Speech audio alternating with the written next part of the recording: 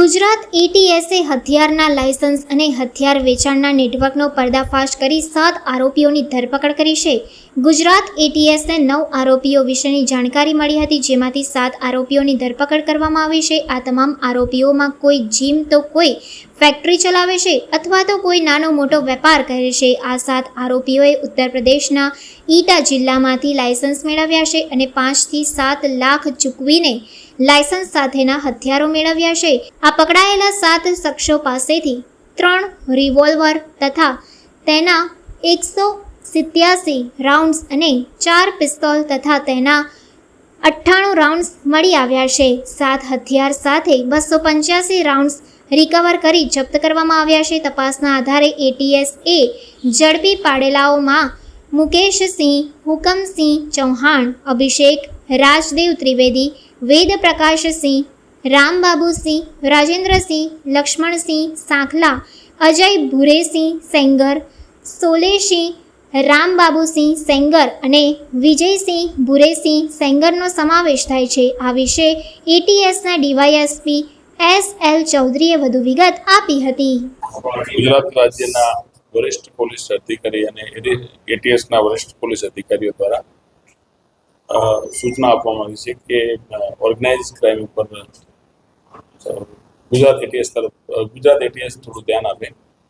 તો એ સૂચનાની અન્વયે અગાઉ એટીએસે નાર્કોટિક્સ, આર્મ્સ એક્ટ, ટેરરિઝમ વગેરેમાં કેસ કરેલા છે. એ જ રીતે અમોને એક બાતમી હકીકત મળેલી કે ઉત્તર પ્રદેશમાં એટા જિલ્લામાંથી કેટલાક વ્યક્તિઓએ અમદાવાદ શહેરમાં જે રહે છે અને મૂળ વતની ઉત્તર પ્રદેશના છે એવા લોકોએ બોગસ હથિયાર લાયસન્સથી હથિયાર મેળવેલ છે અને અત્રે એ હથિયારને એ પોતાના કબજા ભોગવટામાં રાખી રહ્યા છે.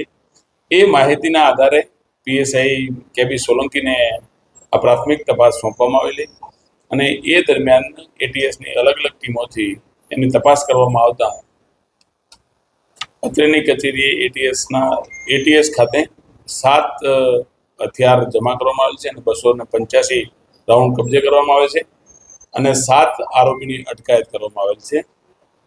આ જે બનાવની હકીકત છે એ કે ગુજરાત અમદાવાદ શહેરમાં રહેતા કેટલાક સમયે કોઈ કચેરીમાં જઈ અને લાયસન્સ મેળવ્યા નથી, પરંતુ એટા જિલ્લાના એક વ્યક્તિ જેનું નામ છે દેવકાંત પાંડે, એની પાસેથી અમદાવાદમાં રહેતા શ્યામસિંહ ઠાકુર અને રાજેશ ચૌહાણ નામના વ્યક્તિ મારફતે હથિયાર લાયસન્સ મેળવ્યા છે.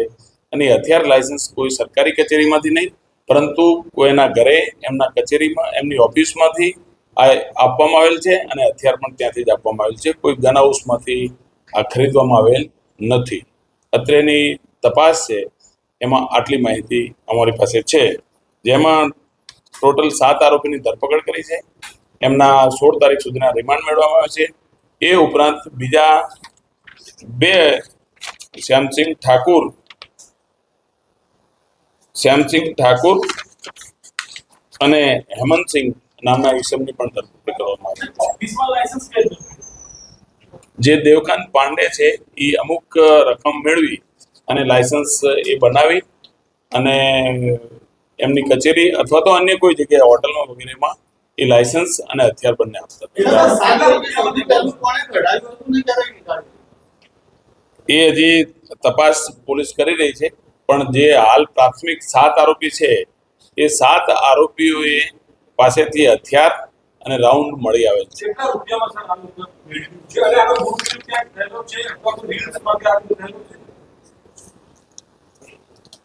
જે લાયસન્સ માટેના નાણાં ખર્ચાયા છે એ મુકેશ ચૌહાણે 7 લાખ રૂપિયા આપ્યા છે, અભિષેક રાજદેવે 5 લાખ રૂપિયા, વેદ પ્રકાશે 11 લાખ રૂપિયા, રાજેન્દ્રસિંહ લક્ષ્મણસિંહ સાંખલાએ 7 લાખ રૂપિયા, અજય ભૈરુસિંહ સેંગરે 7 લાખ રૂપિયા, સોલસિંહ રામબાબુસિંહ સેંગરે 11 લાખ રૂપિયા અને વિજય 5.5 લાખ રૂપિયા, એમ અલગ અલગ રકમ આપવામાં આવી છે.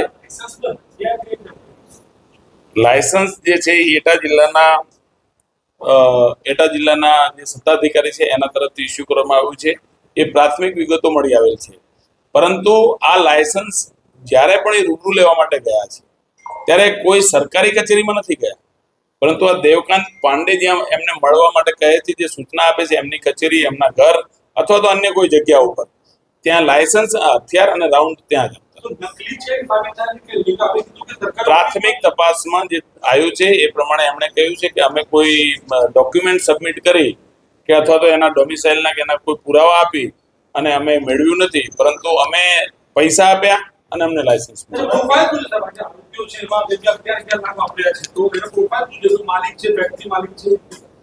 દરેકના અલગ અલગ બિઝનેસ છે. કોઈ જમીનનું કામ કરે છે, કોઈ જીમ લોન્જના માલિક છે, વિજય સેંગર વગેરે, એમાં અલગ અલગ બિઝનેસમેન છે.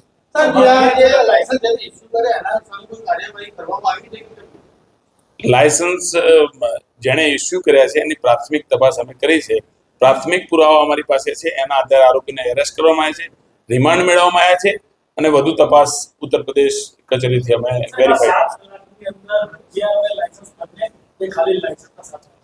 લાયસન્સ અને હથિયાર બંને એ રીતે અલગ અલગ રીતે. એ હજી શ્યામસિંહને ડિટેન કર્યા છે, આજે એરેસ્ટિંગ એમનું છે અને એ એરેસ્ટ દરમિયાન એમણે કહ્યું છે કે મેં એમને ઓળખાણ કરાવી અને એમને પૈસા ચૂકવવા માટે. જે લાયસન્સ એ બોગસ છે તો બીજી જગ્યાએ ગેરઉપયોગ શું એના કબજા ભોગવટામાં છે એ પણ ગેરકાયદેસર છે. દેવકાંત પાંડેનું બેકગ્રાઉન્ડ શું છે? દેવકાંત પાંડે ત્યાં કંઈ પ્રેક્ટિસ કરે છે, કોઈ કોર્ટમાં કે વકીલ તરીકે, એ વેરીફાઈ નથી થયું કે શું બિઝનેસ કરે છે, પણ એની બીજી માહિતી અમારી પાસે છે વધારે. હા, ઓલ ઇન્ડિયા એક્સેસ લાયસન્સ છે અને વધુ તપાસ એની કરી રહ્યા છે કે કેટલો કરવાનો છે.